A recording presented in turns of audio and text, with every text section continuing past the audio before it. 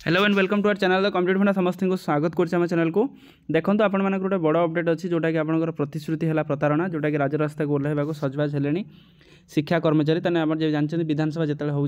तो विभिन्न आपर कर्मचारी संघ जमी शिक्षक कर्मचारी संघ कल 5 तारिख आंदोलन करेंगे राजरास्ता ओह्लैवा सजबाज है शिक्षा कर्मचारी संघ तार कौन देखा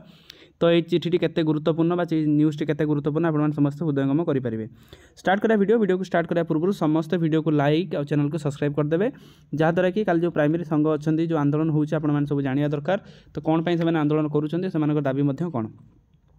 ओडिशा स्कूल कॉलेज शिक्षक कर्मचारी समन्वय समितिर आह्वान रे हजार हजार शिक्षक और शिक्षा कर्मचारी राजरास्ता को ओह्लैवा सजबाज होती बोली समन्वय समितिर आवाहक रंजन कुमार दास एक प्रेस मीट इस्ताहार जणाइछन्ति। समस्त अनुदान योग्य विद्यालय और महाविद्यालय को तुरंत अनुदान प्रदान करने और अवसर नेउथुबा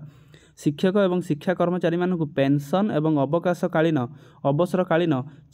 सुविधा और चाकरी शर्तावली प्रदान अवसर समयसीमा को 60 रु 62 वर्ष को वृद्धि करने आदि दाबी पूरण निमंते बारंबार दाबी आसुले सरकार एप्रति कर्णपात न करने प्रतिवाद में अध्यापक शिक्षक शिक्षा कर्मचारी माने राजरास्ता को ओह्लाउछन्ति बोली समन्वय समिति पक्षर सूचना दि जाउछि। आमर जानते कि सेप्टेम्बर 5 तारिख दिन पवित्र गुरु दिवस हजार हजार शिक्षक गांधी मार्ग में समवेत हो सरकार को दाबीपत्र प्रदान करते इतिमध्य सरकार बहुबार साक्षात हो सारे सरकार एक कमिटी गठन कर समस्यार शीघ्र समाधान करेंगे बोली प्रतिश्रुति देते एजाबाद ए दिगरे कौन ठोस पदक्षेप नहीं ना गोटे गणतांत्रिक राज्यर शिक्षक समाज समस्त छात्र छात्री मानक भविष्यत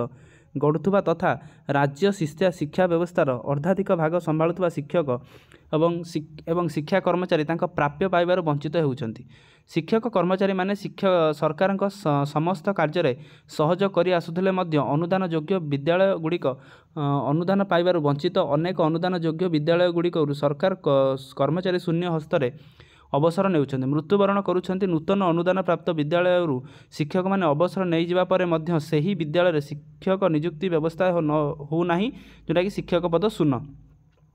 अण अनुदान प्राप्त विद्यालय अध्ययनरत छात्र छात्री माने कौन से सरकारी सुविधा सुजोग पाऊना यथा मागणा पोशाक बही साइकल मेधावृत्ति मध्याह्न भोजन प्रभृति सरकार सुविधार वंचित होउछन्ति। ओडिशार जड़े जड़े भविष्यत नागरिक हिसाब से सेमाने निजक हक रु वंचित अटंती यह मानवाधिकार आईन उल्लंघन बोली समन्वय समिति पक्षर कहुई। तेणु सरकार आउ टांटुल नीति अवलंबन नक यथाशीघ्र समस्यार समाधान नकले ओडिशार शिक्षा और शिक्षक शिक्षार्थी अवस्था सुधरिवा सहित विद्यालय गुड़िकर उत्तम शैक्षिक वातावरण सृष्टि होब। मुख्यमंत्री और मंत्री विधायक शिक्षक एवं शिक्षा कर्मचारी देइथिबा प्रतिश्रुति पूर्ण करंतु नचेत आगामी दिन में शिक्षक कर्मचारी माने राजरास्ता को ओह्लैबे बोली समन्वय कमिटी आवाहक रंजन कुमार दास कहिसंती एवं समेत सभापति सुकांत बेहेरा अक्षय कुमार मिश्र विक्रम कुमार दास प्रमोद कुमार होता हरेकृष्ण पाणिग्राही अजय कुमार पति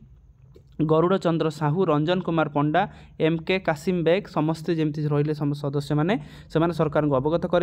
या जोटा भी स्टेप हम से सरकार दायी रे बोली जोटा कि दाबी जोटा रोचे आपणकर रेगुलार चाकरी शर्तावली प्रदान कर अवसरकालीन सुविधा दिज्व ता सहित शिक्षा कर्मचारी मानक पेंशन बयस जो 60 रु 62 करवा सामान काम को सामान दरमा विभिन्न दाबी रोचे दाबी जेहेतु अलग अलग रोचे तेणु गवर्नमेंट मध्य से प्रति ध्यान देवा निहाती आवश्यक हो पड़े। तो यहाँ आजिकार अपडेट समस्त वीडियो को शेयर करदे जहाँद्वारा कि यापर जो नेक्स्ट आंदोलन हाँपाई जाऊँगी समस्त अवगत हवा दरकार समस्त शिक्षक समाज मध्य जिन जाना दरकार जहाँद्वारा कि से हृदयंगम कर सरकार प्रति जो नीति अवलंबन करुँच केते दूर ठीक आ केते दूर भूल वीडियो बहु मात्रा शेयर करूँ। थैंक यू देखा नेक्स्ट वीडियो।